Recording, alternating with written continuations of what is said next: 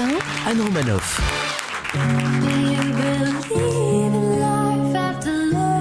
Hier, j'ai regardé l'émission Ambition Intime, le speed dating politique de Karine Le Marchand, et j'ai adoré.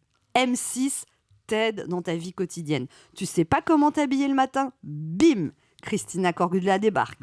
Tu sais pas faire à manger? Bim, Philippe Etchebest débarque. Tu sais pas pour qui voter? Karine Le Marchand débarque. Non mais M6, c'est plus une chaîne de télé, c'est un centre d'aide à la personne. Karine, d'habitude, elle aide les agriculteurs à trouver l'amour. Maintenant, elle aide les politiques à trouver des électeurs. Et moi, en regardant l'émission de Karine Le Marchand, je ne sais pas toujours pour qui je vais voter, mais par contre, ça y est, j'ai enfin compris comment il fallait faire pour chauffer les mecs. Ah non, mais quelle leçon! J'ai bien regardé. Je vous explique comment séduire les mecs comme Karine Le Marchand. 1. Déjà, il faut boire les paroles des hommes, comme si ce qu'ils disaient, c'était le plus intéressant au monde. Tu vois, faire des en mordillant sa bouche et en ouvrant des grands yeux admiratifs. Ça fout les jetons, hein. Arrêtez, s'il vous plaît. Moi, je commence à mordre un hameçon, moi.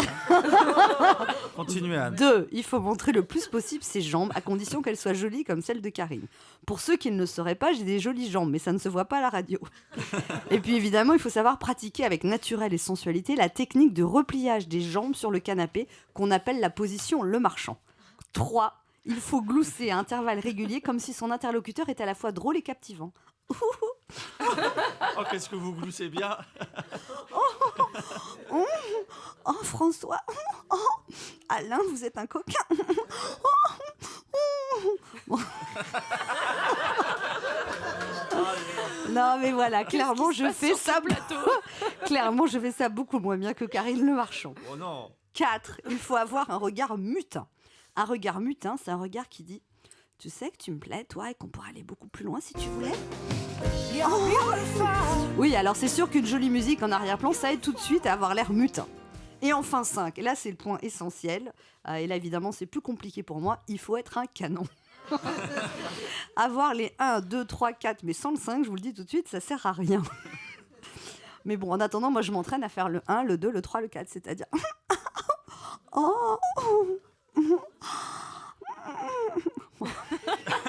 Effectivement, ça sert pas à grand-chose, hein. Alors,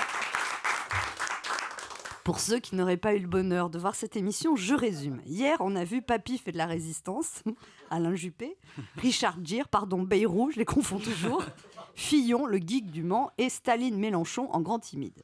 Alors, il faut dire qu'Alain Juppé a été très loin dans la provocation. Il a dit... Vous me faites chier avec votre armure, hein. Et également... Tu m'emmerdes. Waouh, quel rebelle.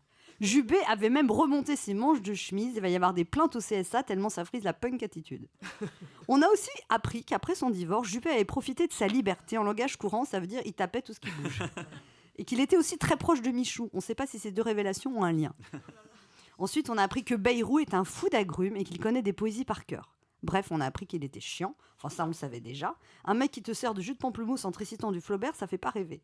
Moi, je pense que Bayrou devrait être prof de français et boire des jus d'orange plutôt que de servir à rien dans la politique française. Alors, François Bayrou a eu aussi cette affirmation étonnante. Je crois que les morts ne sont pas morts.